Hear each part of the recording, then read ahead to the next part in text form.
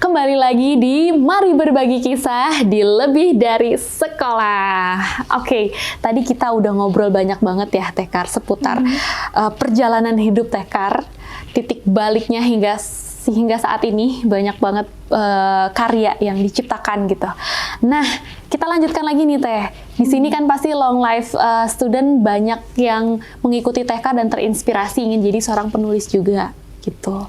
Nah, boleh dong di-sharing gitu, seperti apa sih jadi seorang penulis gitu. Jadi seorang penulis yang baik itu seperti apa gitu. Boleh di-share seputar ya penulis. Iya. Tadi kan saya udah cerita ya, kalau saya itu sebenarnya menulis karena terpaksa. Ya, karena saya nggak bisa ngomong, saya nggak bisa bergaul, beradaptasi. Akhirnya ekspresi yang keluar itu bisa lewat tulisan gitu ya. Kemudian dalam perjalanannya gitu saya merasa apa ya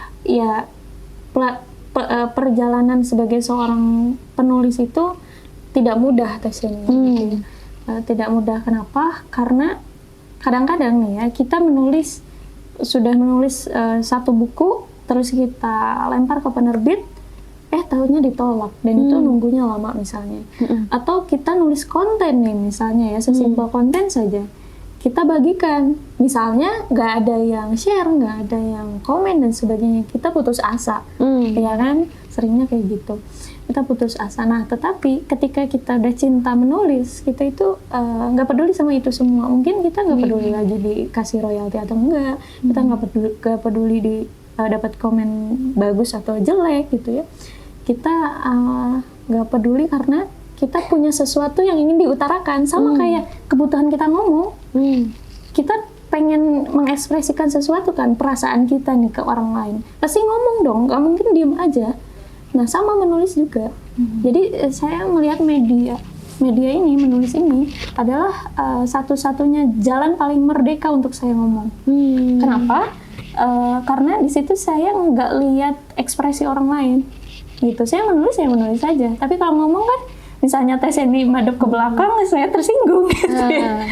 Nah, tapi kalau menulis, ya udah saya berbicara dengan diri sendiri, kebetulan didengar orang lain, dibaca orang lain.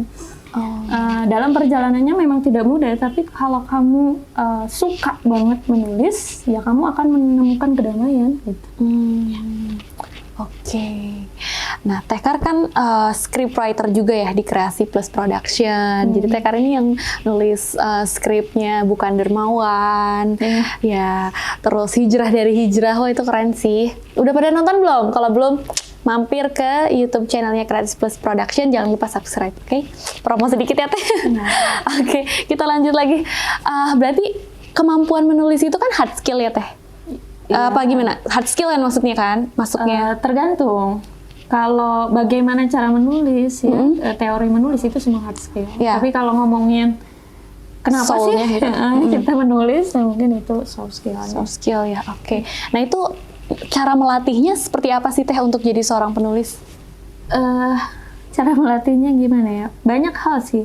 Cuman yang paling penting dari menulis itu kan sebenarnya ide. Tes ini mau bikin bisnis kan butuh nulis dulu tuh proposal, ya nggak? Nah, disitulah idenya kan, mewujud dalam bentuk tulisan. Nah, karena kebetulan kita berkaryanya lewat film pendek, jadi ya bentuk wujud tulisan saya dalam dalam skenario gitu. Nah, cara bikin skenario berbeda dengan cara menulis caption, menulis buku, menulis cerpen, puisi, berbeda gitu. Cuman dari semua itu tetap satu sih, ide. Nah, dari mana datangnya ide? Ide itu datang dari keresahan. Kita resah soal apa? Atau gini, saya sering ditanya ya Teh ini, Teh, gimana sih menuliskan apa yang kita suka? Saya bilang, kalau kamu hanya menulis apa yang kamu suka, kamu akan mentok. Mencari apa lagi yang kamu suka. Tapi, yang lebih powerful itu adalah kamu cari tahu dulu apa yang kamu benci. Kebalikannya ya, kontradiktif Kebalikan. Jadi ketika kita tahu apa yang kita benci, kita akan selalu punya energi untuk menulis.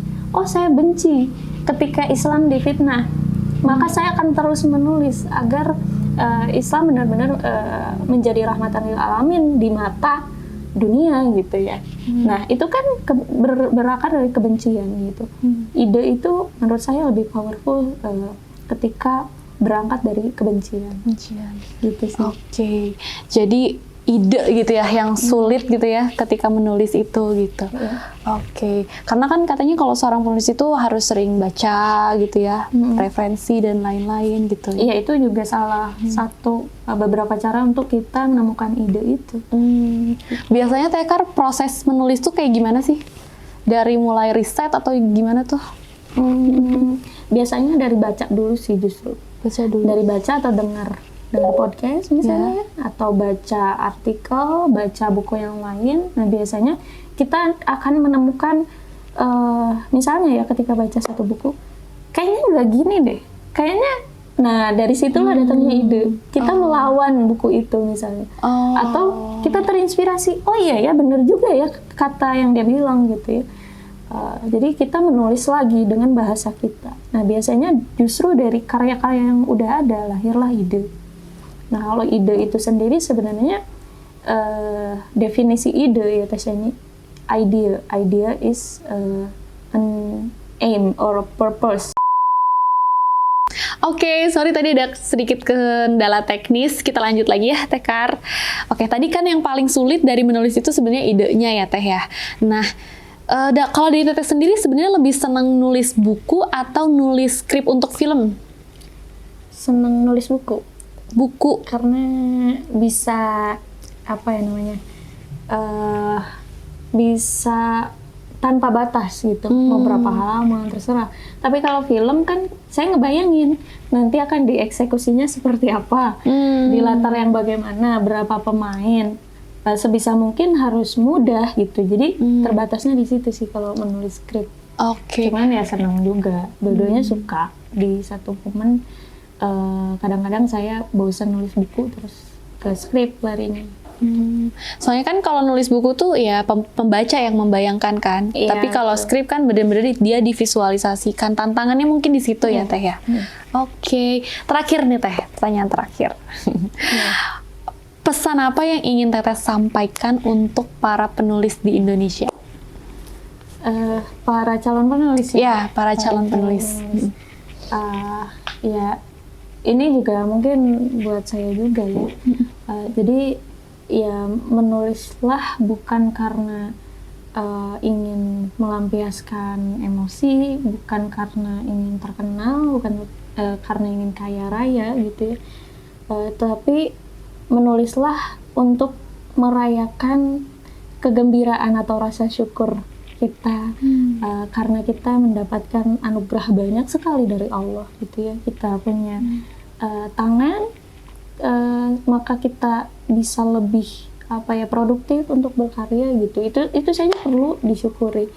Kita punya kita punya semua fasilitas sampai hari ini, kita masih bisa bernafas, itu perlu disyukuri gitu ya.